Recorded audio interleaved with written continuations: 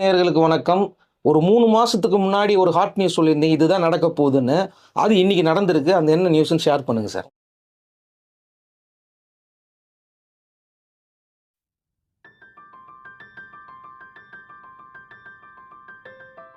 ரொம்ப முக்கியமா சொல்லிக்கிறேன். விஜய் அவர்களுடைய ரசிகர்களுக்கு மிகப்பெரிய இன்னைக்கு தான் தீபாவளி, நியூ இயர்ன்னு நினைக்கிறேன். மிக சந்தோஷமான செய்தி வந்திருக்கு.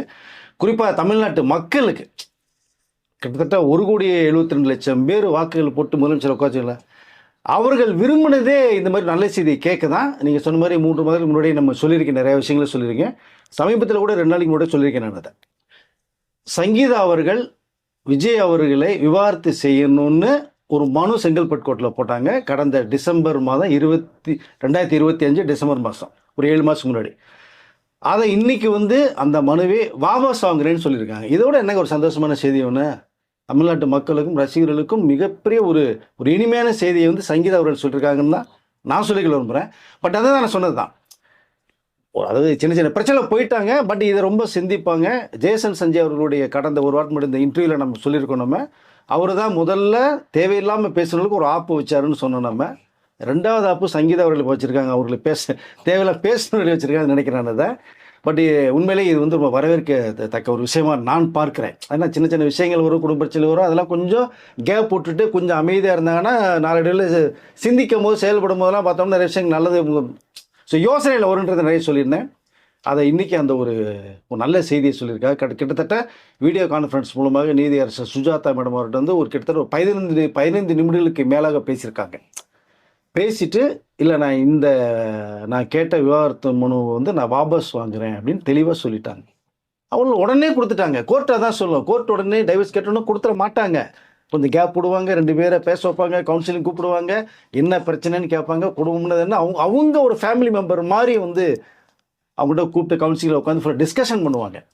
பட் அதுதான் நான் இதை பார்க்குறேன். உண்மையிலேயே நீதியரசர்கள் கடவுளுக்கு நிகரானவர்களுக்கு அது நிறைய சம்பவங்கள் வரும்போது இன்றைக்கும் அந்த செய்தியை பார்க்குறேன். உடனடியாக அந்த வாபஸை மனு தள்ளுபடி பண்ணிட்டு கொடுத்துட்டாங்க அவங்ககிட்ட. ஸோ அது உண்மையிலேயே ஒரு நல்ல செய்தியை நான் பார்க்குறேன். கிட்டத்தட்ட பார்த்தீங்கன்னா அது என்ன நோக்கி வருதுன்னா, என்னோட பார்வைக்கு 1999ஆம் ஆண்டு ஆகஸ்ட் 25ஆம் தேதி விஜய் அவர்களும் சங்கீதா அவர்களும் திருமணம் அடைஞ்சிச்சு. இன்றைக்கி ஆகஸ்ட்டு 7, வரக்கூடிய 25ஆம் தேதி அவர்களுடைய 27வது திருமண நாள்.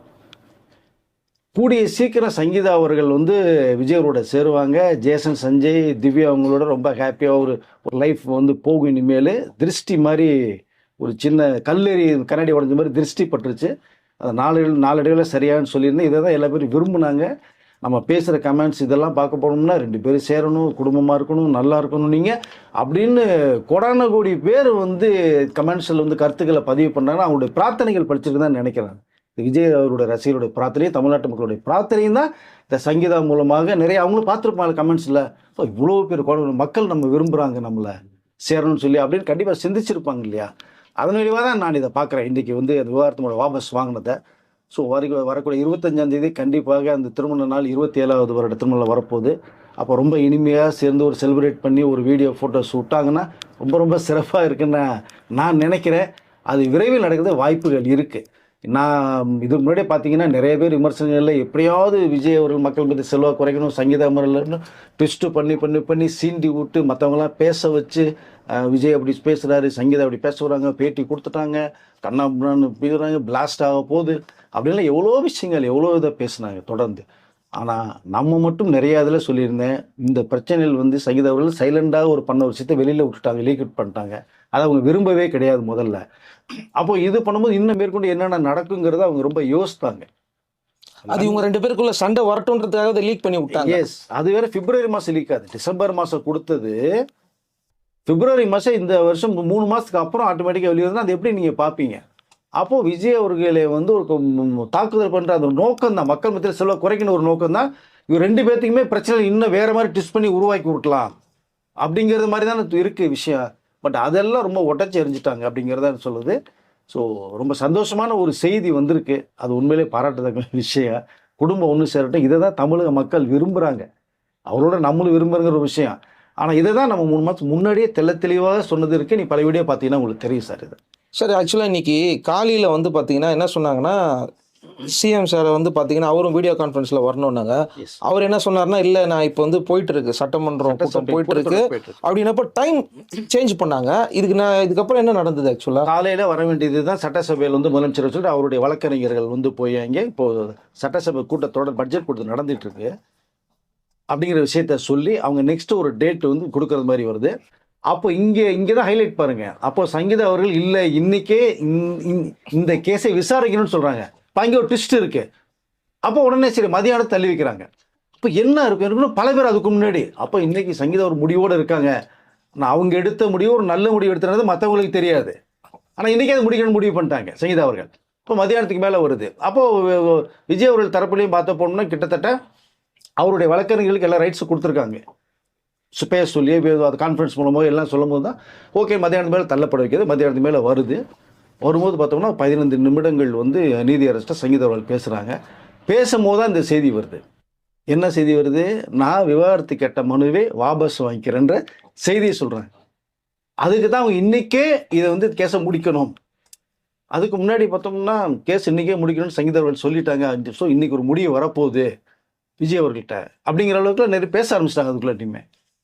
அது என்ன கொடுமை பாருங்களேன். கொஞ்சம் கேப் கிடைக்கும் போது சைக்கிள் கேப்பில் சிந்து பாடலாம் நினைச்சிட்டாங்க அதை. பட் அருமையான ஒரு முடிவு எடுத்திருக்காங்க சங்கீதா அவர். ஆனால் நம்மளுக்கு டிவி நியூஸ் வர்றதுக்கு முன்னாடி நம்மளுக்கு நியூஸ் கிடைச்சிச்சு இந்த மாதிரி எஸ் சேர போகிறாங்கன்னு. ஆனால் நம்ம அதை கொஞ்சம் வெரிஃபிகேஷன் பண்ணுறதுக்கு டைம் எடுத்துக்கிச்சு. கண்டிப்பாக நான் உங்கள்கிட்ட சொன்னேன்ல சார் இந்த மாதிரி நியூஸ் வந்துகிட்டு இருக்கு சார் என்னப்போ எந்த டிவி சேனல்லாம் அது வரவே இல்லை. அதனால தான் கொஞ்சம் டைம். நம்ம தகவல் விசாரிக்கும் போது காலையிலே வந்ததுன்னா நம்ம காலையில் ஒரு வீடியோ போட்டிருந்துருக்கலாம். இது மதியானத்துக்கு இந்த கேஸ் தள்ளி வைக்க போகும்போது இப்போ மதியானம் வரைக்கும் என்ன தீர்ப்பு வரப்போகுது, என்ன சங்கீதா அவர்கள் சொல்ல போகிறாங்கன்ற ஒரு விஷயத்தை நம்ம தெரிஞ்சுட்டு தான் நேர்களுக்கு சொல்லணும். அப்போ இது நல்ல தீர்ப்பாக தான் வருங்கிற அந்த ஒரு தாட்ஸ் எனக்கு இருந்தது. கண்டிப்பாக ஒரு நல்ல செய்தி இன்னைக்கு கிடைக்கும் அப்படிங்கிறதான் எதிர்பார்த்தது. ஏன்னா அவர்கள் வந்து பேட்டி கொடுக்கல. ஸோ இதுக்கப்புறமேல் எந்த விதமான பிரச்சனைகளும் எழுப்பல, ஒன்றும் செய்யலை, வேணான்னு வந்து அமைதியாக இருந்தாங்க. ஜேசன் சஞ்சய் அவர்கள் அப்பாவை பற்றின பேசின ஒரு விஷயம் வந்து ஹைலைட்டாக இருந்தது. அதை கூட சொல்லியிருந்தேன். ஜேசனுடைய குரல் தான் சங்கீதாவுடைய குரலாக இருக்குது அப்படிங்கிற விஷயம் நான் சொல்லியிருக்கேன். நான் ஃபர்ஸ்ட் அவர் தான் ஓப்பன் பண்ணி விட்டாரு. எஸ், அப்போவே எல்லா பேரும் மிரண்டு போனாங்க. என்ன அது நம்ம வேற மாதிரி கொண்டு போகலன்னா அவன் பையன் ஜேசன் வேற மாதிரி கொண்டு போயிட்டார், கதையை திருப்பி விட்டாரு அப்படின்னு பார்த்தாங்க. இன்னைக்கு அந்த கதைக்கு ஒரு முற்றுப்புள்ளி வச்சுட்டாங்க சங்கீதா அவர்கள் இன்னைக்கு. ஸோ அப்போ மதியானத்துக்கு மேலே இந்த கேஸை முடிவு பண்ணும்போது அந்த செய்தியை அறிஞ்சு நம்ம சொல்ல நினைச்சோம். ஒரு நல்ல செய்தியை வந்து சங்கீதா அவர்கள் கொடுத்துருக்காங்க. உண்மையிலேயே ரொம்ப தமிழக மக்களும் உங்களுடைய ரசிகர்களும் ரொம்ப கொண்டாடுறாங்க இன்னைக்கு செய்திக்கு. சார் அப்போ என்னென்னவோ நியூஸ் வந்தது சார், உள்ள என்னென்னமோ சொன்னாங்களா? அப்போ எல்லாம் இவ்வளோ நாளாக போட்ட வீடியோலாம் சார் அது வேணும்னே பண்ணுறதுங்க. நீங்கள் நீ பேசி விஜய் ஆடி சங்கீதா ஆடி ஜேசன் ஆடி பொண்ணு ஃபாரினில் படிச்சுட்டுருக்கு, அதை இழுத்து பேசுங்க. குடும்பமே செதறடிங்கன்றது மாதிரி தானே விஜய் அவர்களை பிடிக்காததில் எவ்வளோ பேர் பேசுனாங்க. அவர் இதை பண்ணுவார், சாயங்காலத்துக்கு மேலெல்லாம் போக மாட்டார், அதை பகலில் போக மாட்டாரா, சாயங்காலம் தான் போவார் பேசுறது. எவ்வளோ விஷயங்கள், எவ்வளோ பேசிட்டு வச்சுக்கல. அடின்னு அடிச்சு கிழிச்சு தொங்க விட்டாங்க. எல்லாத்துக்கும் வந்து ஒரு நல்ல நேரம்னு ஒன்று வரும். உங்களுக்கு எல்லாம் பார்த்துட்டு இருப்பாங்க. நீ கெட்டது ரொம்ப நாளைக்கு நிற்காதுங்க. ஸோ நடக்காது. போய் ரொம்ப நாள் பேசிட்டு. ஸோ இது வந்து நம்ம சொல்லும்போது சங்கீதர்கள் பேட்டி கொடுக்கவே இல்லை, ஜேசன் கொடுக்கவே இல்லை அவங்க. ஆனால் கொடுப்பாங்க, அது பாசிட்டிவான ஒரு இன்டர்வியூவாக வரும் அப்படின்னு அது ஜேசன் கொடுத்தார் ஒரு வாரத்துக்கு முன்னாடி. இன்னைக்கு இவர்கள் வந்து இந்த கேஸை வாபஸ் வாங்கிட்டாங்க. இதோட ஒரு நல்ல செய்தி என்ன வேணும்? ஸோ நான் சொல்லிக்கிற நேர்கள் வந்து நிறைய பேர் லைக் பண்ணாங்க. குடும்பம் ஒன்று சேரணும். வெளிநாட்டிலேருந்து ஃபோன் கால்லாம் வந்து எவ்வளோ கால் வந்தது எனக்கு. சார் நீங்கள் சொன்ன மாதிரி நடக்கணும் சார், குடும்பம் ஒன்று சேரணும் சார். ஏன்னா நம்ம வந்து பார்த்தோம், விஜய் அவர்களோடலாம் நம்ம பழகிருக்கோம், பார்த்துருக்கோம். அந்த மேரேஜ்லாம் நம்ம வந்து செய்திகளை சேரித்து போட்டிருக்கும் போது ஏதோ ஒரு சின்ன சின்ன விஷயங்களை பிரிஞ்சு போய் அது சேர்ந்துருவாங்கன்ற நம்பிக்கை எனக்கு இருந்தது. இன்றைக்கி அதற்கு முன்னோட்டமாக முதல் செய்தியாக அந்த வாபஸ் வாங்கியிருக்காங்க. விரைவில் ஒன்று சேர்ந்து அவங்க நல்லபடியாக பழையபடியாக ஹாப்பியாகி எப்படி ஆடியோ லான்ச்சுக்கெலாம் வருவாங்களோ அது மாதிரி இந்த சிக்மா ஆடியோ லான்ச்சு ஒரு சர்ப்ரைஸ் இருக்குன்னு வேறு சொல்லியிருக்கேன். நான் இந்த சர்ப்ரைஸ் நடந்தால் இன்னும் சிறப்பாக தான் இருக்குன்னு நினைக்கிறேன். நான் இதற்கு மேற்பட்டு வரக்கூடிய விஷயங்கள் கண்டிப்பாக நல்ல செய்திகளாக வரும் தான் நான் சொல்லிக்கல விரும்புகிறேன். இதில் என்னென்னா இவங்க 2 பேர் சேர்ந்து ஒரு ஹியரிங் கூட அட்டன் பண்ணல. எஸ், ஆனால் விவாகரத்தையும் வாங்கி கொடுத்துட்டாங்க. அதில் தானே முனைமூச்சாக இருந்தாங்க. உங்களுக்கு எப்படியாவது பிரிச்சிருவோம், அதுதான் முக்கிய குறிக்கோளாக இருந்துச்சு. எல்லாருடைய குறிக்கோளும் அதுதான். வீடியோ கான்ஃபரன்ஸ் நடக்கும் போது எப்படியாவது ஒரு வாரம் இன்னைக்கு கேஸ் வருது. ஏன்னா இன்னைக்கு காலையில் வருதுங்கிறது நேற்றே செய்தி வந்தாச்சு இல்லையா? நேற்றுலேருந்து அது ஸ்டார்ட் பண்ணி ஆரம்பிச்சிட்டாங்க. ஸோ 3வது முறையாக வருது. அப்போ இதுக்கு ஒரு முடிவு கட்டணும். கண்டிப்பாக அதுக்கு ஒரு ரிசல்ட் வந்துடும். கூடிய சீக்கிரம் நல்ல செய்தி வருங்கிற விஷயத்த நான் சொல்லியிருந்தேன். நான் இல்லை இவர் வந்து டிவோர்ஸ் கொடுக்குற ஐடியாவாக இருந்ததுன்னா அவங்க ஃபர்ஸ்ட் டைம் சொல்லும் போதே சரி போங்கன்னு சொல்லி கொடுத்துருக்கலாமே. நம்ம அப்போ கிளியராக சொன்னோம் இவர் கொடுக்க மாட்டார் அப்படிங்கிறத ஃபர்ஸ்ட் டைம் நம்ம தான் ரிவீல் பண்ணணும்னு நினைக்கிறேன் ஆக்சுவலாக. சார் அதில் வந்து அவர் விருப்பம் கிடையாதுங்க. அவர் என்ன சொன்னார், என்னுடைய குடும்பம் வச்சு நீங்கள் ஃபீல் பண்ணுறதை நான் அக்செப்ட் பண்ணிக்கிறேன், பட் ரொம்ப வேண்டாம், நான் என்னோட ஃபீல் நான் பார்த்துக்கிறேன், என்னுடைய பிரச்சனை நான் பார்த்துக்கிறேன் தெளிவாக சொன்னார். மகளிர் தினத்துக்கு சொன்னார். அன்னைக்கு சொன்னார். அவர் நினச்சிருந்தாருன்னா சரி அவங்க தானே கேட்டாங்க சரின்ட்டு ஈஸியாக போயிருப்பார்ல. அதுதான் நான் ஏன் சொல்றேன். போகல அவரு, அதுக்குள்ளே போக விரும்பலை அவர். முதல்ல அவருக்கு தெரியும் சின்ன சின்ன பிரச்சனையில் வரும், சண்டையில் வரும், ஏதாவது கொளுத்தி போட்டுருவாங்க மற்றவங்க, இங்கே இருக்காரு இங்கே இருக்காரு பேசுகிறாங்க பழகுறாங்க அப்படின்னு. நீங்கள் வந்து சங்கீதா அவர்கள் வந்து ஹவுஸ் ஒய்ஃப் இல்லையா, வெளியில் ரொம்ப ட்ராவல் பண்ண மாட்டாங்க, முக்கியமான அவங்களுடைய ஃப்ரெண்டு வீட்டுக்கு மட்டும் போயிட்டு வராங்க. பசங்க படிப்பு ரொம்ப முக்கியம், அதான் ஜேசன் சொன்னார். நான் ஒரு தடவை சினிமாவுக்கு தெரியாதனமா போயிட்டு வந்ததுக்கே அம்மா போட்டு என்ன காலேஜ் எடுத்துட்டாங்கன்னு சொன்னாங்க. நைட்டு கார் எடுத்துன்னு போயிட்டாரு, யாருக்கும் சொல்லாம சொல்ல மறுநாள் காலைல வந்து சொன்னார், எங்கே போயிட்டு என் பண்ணு அவ்வளோ டென்ஷன் பண்ணிட்டாங்க, அடிக்காத குறை தான் அம்மா. அப்போ பசங்க தான் உலகம் நினச்சிட்டு இருந்தாங்க. அப்போது இது முக்கியம்னு கருதப்பட்டாது. அதனால் அப்படி நினச்சிருந்தாங்க அப்படின்னா அது வந்து தேவையில்லாமல் சில பேர் போட்டு சங்கீதா அவர்களில் ட்விஸ்ட் பண்ணது தான் நிறைய விஷயங்கள். பேசி பேசி எல்லா நியூஸ்லையுமே வந்தது எஸ் சங்கீதா இப்படி பண்ணக்கூடிய ஆட்கள் கிடையாது. இப்போ நான் கோவமா இருக்கேன் அப்படின்னா என் பின்னாடி வந்து சில பேர் ஒன்றுக்கு ரெண்டா சொல்லி அதை வேற மாதிரி மடமாத்தி விட்டு, அதாவது எரியிற விளக்குல வந்து இன்னும் எண்ணெய் ஊற்றி குபுக்குன்னு எரிய விடுறதாங்க. அது நிறைய நியூஸ் வந்தது சார். ஆக்சுவலாக அப்பவே நிறைய நியூஸ் வந்தது இதை பத்தி பேசினாங்க. 2 பேரும் விரும்பி லவ் பண்ணி கல்யாணம் பண்ணிக்கிட்டவங்க விஜய் அவர்களும் சங்கீதா அவர்களும். அழகான 2 பசங்க, ரொம்ப ரொம்ப பிரில்லியண்டாக இருக்கு. அப்படி ஜேசன் செஞ்சாலும் எவ்வளோ மெச்சூரிட்டியான ஸ்பீச் பார்த்தீங்களே நீங்கள். ஜனநாயகன் படம் எடுத்ததே நான் திரும்பி சொல்லிக்கிறேன், அம்மா அப்பா புள்ள அந்த பாண்டிங் நல்லா இருக்கணும், அந்த படமே எடுத்தார். தன்னுடைய இறுதி படம் பேசக்கூடிய படமாக இருக்குன்னு சொல்லி. பொண்ணு மேலே அவ்வளோ பிரியம், சங்கீதா மேலேயும் அவ்வளோ பிரியம். நீங்கள் இல்லைன்னா சங்கீதா அவர்கள் கேட்கும் போதே சரி ஓகே நீ தானப்பா விருப்பப்பட்டு கேட்குறேன்னு சொல்லி டக்குன்னு ஃபேமிலியில் கழித்து போட்டு டைவர்ஸ் கொடுத்து போகிறதுக்கு எவ்வளோ நேரம் இருக்கு அவருக்கு? இல்லைன்னா அவர் ஜெயிச்சதுக்கு அப்புறமா கூட கொடுத்துருக்கலாம். அது விரும்பலைங்க அவரு. இல்லை நான் சொல்கிறேன், மற்றவங்க சொன்ன மாதிரி இல்லைப்பா அவர் அரசியலுக்காக கொடுக்கல அப்படின்னு எடுத்துக்கினா கூட இதை ஜெயிச்சிட்டார்ல இப்போ கூட கொடுத்துருக்கலாமே. கண்டிப்பாக அதான் சொல்லலையா, அவர் விரும்பலைங்க. குடும்பம்னா அப்படி தாங்க இருக்கு. அவர் தெரியாதா, நம்ம தமிழ்நாட்டு மக்களுக்கு தெரியாது. அவங்க தான் சொல்கிறாங்க குடும்பம் அவர் பிரச்சனை பார்த்துக்குவார், அதையே நீ பேசுகிற. இப்போ நல்லா முதலமைச்சரை வந்து எவ்வளோ விஷயங்கள் நாட்டுக்கு அவங்களுக்கு பண்ணிட்டு இருக்காருன்னு தான் சொல்கிறாங்க அதை. ஸோ இப்படிப்பட்ட தமிழக முதலமைச்சராக வரும்போது செய்யும் போது அவருக்குள்ள அந்த தமிழ் மக்களுடைய ஆரவாரம் இங்கே இருக்கிற ஒரு பார்க்கும்போது இதெல்லாம் வந்து பார்க்கறதுக்கு ஒரு கொடுப்பனை வேணுங்க வீட்டில் எல்லாருக்குமே. அவங்க வீட்டில் இதில் எஸ்ஏசியும் அவங்க அம்மாவும் இதை தொடர்ந்து ஒரு மாதிரி ரிப்பீட்டடாக சொல்லிக்கிட்டே இருந்தாங்க சார். இல்லைங்க இந்த நியூஸ்லாம் நீங்கள் நம்பாதீங்க, உங்களுக்கு தெரியுமா. ஒரு தடவை எஸ்ஏசி வந்து கோபமாக ஒரு பேட்டி கொடுத்துருந்தா ஞாபகம் இருக்குதுங்களா? ஃபர்ஸ்ட் டைம் இந்த எப்போனா பார்த்தீங்கன்னா அதான் ஃபர்ஸ்ட் பேட்டின்னு நினைக்கிறேன். இவர் வந்து பொலிட்டிக்கலாக உள்ளே வந்ததுக்கு அப்புறமா சொன்னார், உங்கள் மனசில் வந்து நினச்சிக்கலாம் பேசாதீங்க, நீங்கள் நேரில் இருந்து பார்த்தீங்களான்னு கோவமாக கொடுத்தாங்க. அப்போ வந்து இவர் அப்பா பையனுக்கு தானே சப்போர்ட் பண்ணி பேசுவாருன்னாரு. இப்போ எஸ்சிசி பேசினா நடந்து பையனும் சப்போர்ட் பண்ணாமல் யாரும் சப்போர்ட் பண்ணுவாங்க? ஒரு அப்பா அம்மா. அதானங்க நிஜம், அது உண்மை தானேங்க. ஏதோ பிரச்சனை வந்துட்டீங்க, அது சேர்த்து வைக்கிறத பேரண்ட்ஸ் எல்லாமே ஒன்று சேருவாங்க. அதுதான் எஸ்ஏசி அவர்களும் சோபா அவர்களும் அவ்வளோ முயற்சி பண்ணினதே. சங்கீதா அவர்களுடைய அங்கே பேரண்ட்ஸும் அதுதான் முயற்சி பண்ணாங்க. பட் அது இப்போ கிட்டத்தட்ட நல்ல விஷயமா நடந்திருக்குன்னு நினைக்கிறேன். இதுக்குள்ள ஒரு பொலிட்டிக்கல் ரீசன் இருக்குதுன்றதை நம்ம 4 மாசத்துக்கு முன்னாடி சொல்லியிருந்தோம். கண்டிப்பா அழுத்தம் இருக்குன்னு தான் சொல்லியிருந்தோம். நம்ம இது எல்லாத்தையும் பார்ப்பாங்கல்ல, அவங்க பார்த்துட்டு தானே இருப்பாங்க. அவங்க பொலிட்டிக்கலுக்குள்ள வரும்போதே சின்ன சலசலப்பு ஏற்பட்டது, அந்த நியூஸும் சொல்லியிருந்தோம்ல. சொல்ல இவர் நம்ம வந்து ஒட்டுமொத்தமாக விஜய் அவர்களே அரசியல் ரீதியாக வெடிக்கிறது, குடும்பத்திலிருந்தும் பிரிக்கணும், அது குடும்பத்திலேயே பார்க்காதவர் நாட்டுக்கு என்ன பார்க்க போறோம் தான் நிறைய பேர் பேசினாங்க. அதுதான் சொன்னார், என் குடும்பத்தை நான் பார்த்துக்கிறேன், எனக்கு பார்க்க தெரியும்னார். ஸோ அதெல்லாம் தாண்டி கடந்து தான் வந்தார். மக்கள் அதெல்லாம் புரிஞ்சாங்க, மக்களுக்கும் தெரியும். அது முதல்ல இவங்களுடைய எந்த பாட்சாவும் பலிக்கலைங்க. எப்படியாவது மக்கள் மத்தியில் குறைக்கணும்னு பார்த்தாங்க, பெண் மத்தியில் ஆதரவு குறைக்கணும்னு பார்த்தாங்க, வரவிடாமல் கெடுதணும்னு பார்த்தாங்க. ஒரு விஷயம் நடக்கலை. விஜய்க்கு பிடிக்காதவர்களை வச்சு ஏகப்பட்ட சோசியல் மீடியாவில் உட்கார வச்சு ஃபேக் நியூஸ் பேட்டியாக கொடுத்து ஃபேக் நியூஸாக கொடுத்து அடின்னு அடிக்க வச்சாங்க. சங்கீதா கடந்து போயிட்டாங்க. சங்கீதா விஷயத்தை கையில் எடுக்க காரணமே பெண்கள் ஓட்டு ஒன்று கூட போயிடக்கூடாதுங்கிற ரீசன் தானே தவிர அவங்க மேலே அக்கறை கிடையாது. அது நிறைய பேருக்கு தெரியவே தெரியாது. 100% அவங்க மேலே அக்கறையே கிடையாது. கண்டிப்பாக தன் மனைவி மேலே அக்கறை இல்லாத ஒருத்தர் பார்க்காத செய்வது எப்படி தமிழ்நாட்டு மக்களை பார்க்க போறார், பெண்களை பார்க்க போறார், பாதுகாப்பு தர போறான்னு தானே பேசுனாங்க. ஒட்டுமொத்தம் ஒரே வார்த்தை நான் பார்த்துக்கிறேன் என் ஃபேமிலின்னு சொல்லி முடிச்சார்ல. இது வரைக்கும் எதாவது இருந்தாலும் வீட்டுக்கு தானே போகிறாரு. பார்த்தா ஆஃபீஸ் இருக்குது இல்லையா, பனையூர் வந்து கட்சி ஆஃபீஸ் இருக்குது, பட்டையப்பாளையத்தில் அவருக்கு ஃப்ளோரில் ஆஃபீஸ் இருக்குது, அதை படுத்து தூங்கலாம்ல. நேரம் இன்னும் வீட்டுக்கு தானே போகிறாரு. அல்ல எல்லாமே சரியாயிடுச்சு. ரொம்ப சந்தோஷமான செய்தி. அவர்கள் தமிழ்நாட்டு மக்களுக்கும் விஜயோடைய ரசிகர்களுக்கும் சங்கீதா அவர்கள் இன்னைக்கு கொடுத்துருக்காங்க. அதுதான் மதியானம் ஆனால் கூட இன்னைக்கே தான் வழக்கம் முடிக்கணும்னு முடிவு எடுத்திருக்காங்க. அப்படிங்கும்போது அது இன்றைக்கே அதுக்கு முற்றுப்புள்ளி வச்சணும்னு முடிவு பண்ண ஒரு விஷயமா தான் நான் பார்க்குறேன். ஒரு நல்ல செய்தியை வந்து சங்கீதா அவர்கள் கொடுத்துருக்காங்க, செஞ்சுருக்காங்கன்னு தான் சொல்லிக்கலாம் சார். அவங்க ஜேசன் ஒரு வார்த்தை சொன்னார், நான் வந்து வெளிநாட்டில் படிக்கும்போதோ என் சிஸ்டர் இங்கே படிச்சுக்கிட்டு இருந்தாங்க, இப்போ நான் படிச்சுட்டு வந்து பார்த்தீங்கன்னா இங்கே வந்துட்டேன் நான். அவங்க அங்கே படிக்கிறாங்க. நான் என்னுடைய ஒர்க்குக்காக நான் இங்கே வந்துட்டேன், இப்போ அவங்க படிக்க போயிட்டாங்கன்ற அந்த ஒரு ரீசன் அவர் வாண்டடாக சொன்ன மாதிரி இருந்தது நிறைய பேருக்கு. புரிஞ்சுக்கோங்க. அதுதான் அவர் அதான் சொன்னேன், மெச்சூரிட்டியான ஒரு ஸ்பீச் வந்து ஜேசனோட பார்க்க முடிஞ்சு நம்ம சொன்னோம். நம்ம அதை சிக்மா படம்னா படத்தை பற்றி மட்டும் நீங்கள் பேசிட்டு போயிருக்கலாம். எவ்வளோ விஷயங்கள் உள் அழுத்தம் கூட பேசினங்கிறது நமக்கு தெரிய வருது. இன்டெரக்டாக தமிழ்நாட்டு மக்கள் அப்பா விஜய் அவர்களுக்கு வரலாற்று சிறப்புமிக்க வெற்றியை கொடுத்துருக்காங்கன்னு சொல்லியிருக்காரு. அந்த பொறுப்பு அவருக்கு மட்டும் இல்லை, எங்களுக்கும் இருக்குன்னு சொல்லியிருக்காரு. அவருடைய வேலை இப்போ தெரிஞ்சதில்லை இன்னைக்கு. இப்போ அந்த பொறுப்பு சங்கீதா அவர்களுக்கும் இருக்கு இல்லையா?